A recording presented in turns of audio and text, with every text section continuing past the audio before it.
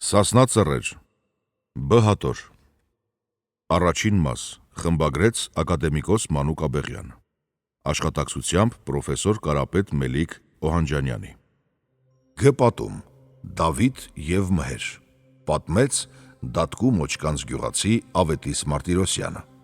գրի առավ 1910 թվականին Հայրապետ Համամջյանը։ Բաղդասար և Սաղնասար։ Իսկ Միհրան իր մայրն սպանելով Հովանի թելադրությամբ գնաց Պտրխանա քաղաքը։ Այդ միջոցին Պտրխանա թագավորը կմեռնի։ Իշխանները Տևլատ Ղուշին թող կուտան 3 անգամ, 3-ն ալ Միհրանի գլխուն կնստի։ Զայն թագավոր կնեն, կամ ուսնանա կունենա սքանչելի գեղեցկությամբ օժտված աղջիկը։ Կռապաշտներու դրացի երկրի թագավորը հարկ կպահանջե։ Հարկահանները երբ կուգան և կտեսնան այդ օրիորդը,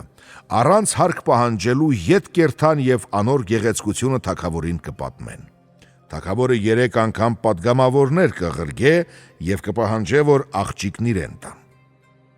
Իր կռապաշտության համար Միհրան կմերժե։ Վերջի անգամ, երբ պատերազմելու սպառնալիք կնե, իրեն հոգևոր դուստր ընելու պայմանով Միհրան աղջիկն անոր կուտա։ Կռապաշտից թագավոր կհիանա անոր գեղեցկության, 40 հարճ անոր տրամադրության տակ կթողու և կպատվիրե, անոր ամեն մեկ հրամանն անմիջապես կատարեն։ Օրմը կփափագի պտույտի երթալ, հրաման կստանա։ Մարգերով և ծաղիկներով զարդարված մի բլրակի վրա կելնե իր ընկերներով, որոնք անտառին մեջ առանձին վայրեր կքաշվին։ Իսկ ինք առանձին ձիու վրա նստած, բարակ ճամփայեմը պուրակին խորը կհառաչանա։ Կհասնի քառակուսի ավազանիմը, ուր ջուրը մարդումը հասակին չափ կբարձրանա և վերստին իր մեջ կանհայտանա։ 2 ափի չափ այդ ավազանի ջրեն կխմե, ասկե արգանդին մեջ հղացումը տեղի կունենա։ Հղությունը հետսետե կհայտնվի։ Նախարարներն իրողությունը թագավորին կհայտնեն։ Թագավորը պատճառը կուզե հասկանալ, քանի որ ինք զայն իր զավակի պես պահած էր։ Աղջիկը կպատասխանե. Ես իմ հղացումը բերանես ընդունած եմ, ուստի պետք է բերանես ծնիմ։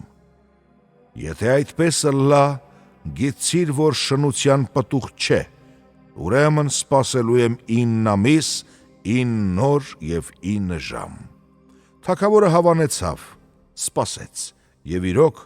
Միհրանի դուստրը բերանեն ծնավ 2 արուզավակ, որոնց ճկույթը և մազերը ոսկի էին։ Մեկին անունը Բաղդասար, մյուսինը Սեղնասար դրին։ Ասոնք իրենց մոր խորհրդին միշտ կանսային, և առերես կպաշտեին իրենց հոր անասունի պոչը և կրակը։ Օրավուր վրա տղաք երթալով կզորանային։ Հայրը տեսնելով զայդ և գուշակելով մի վտանգ, ուզեց զանոնք սպանել։ Այդ պատճառով միշտ չարաչար կնեղեր զանոնք։ Ամառ ատեն հասունցած ցորենի և պարտեզներու պտուղները թրջուններեն զերծ պահելու համար Սեղնասար և Բաղդասար միասին կերթային մերկ և բոկոտն։ Օրմը Սեղնասար թրջուններ հալածելով շատ նեղացավ, աչքերը երկինք առած ըսավ. «Ով Աստված, ազատե ես մեզ այս նեղութենեն»։ Բացվեցան երկնքի դռները, երևցավ Աստված։ Այն օրեն այլևս թրջուններն անոնց արտերուն և պտուղներուն չէին մոտենար։ Սեղնասարն այդ բանը պատմեց Բաղդասարին, որ կռապաշտութենեն ձեռք քաշելով սկսավ Աստծո ապավինել։ Կռապաշտները երբ լսեցին այդ բանը, թագավորին պատմեցին, անալ կանչեց 2 եղբայրներն ու պատվիրեց, որ կրակին ու հայվանի պոչին երկրպագեն։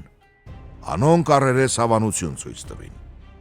Մայրերնին անոնց ապագա վտանգը նշմարելով, խորհուրդ տվավ, որ երթան իր տեսած ավազանին մեջ լողնան։ Անոնք գնացին։ Բաղդասար քիչ, Սեղնասար շատ լողացավ, որովհետև մայրերնին երբ 2 ափ ջուր խմեր էր, վերջին ափն մի քիչ պակաս էր։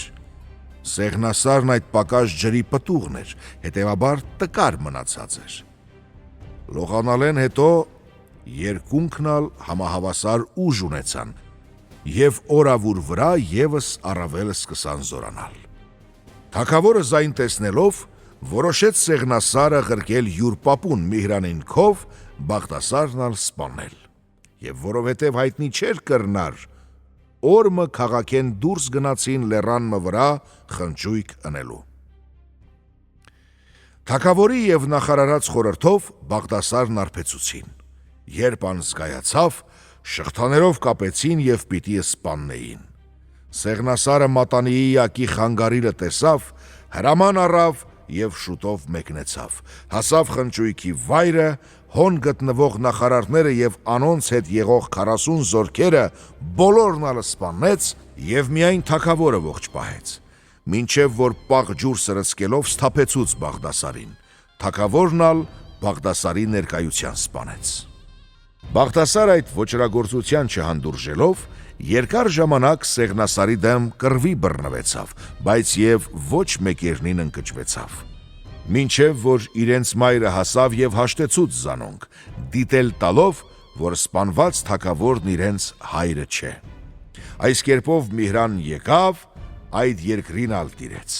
իսկ ձենով Հովան և մհերն ալ Սասունին։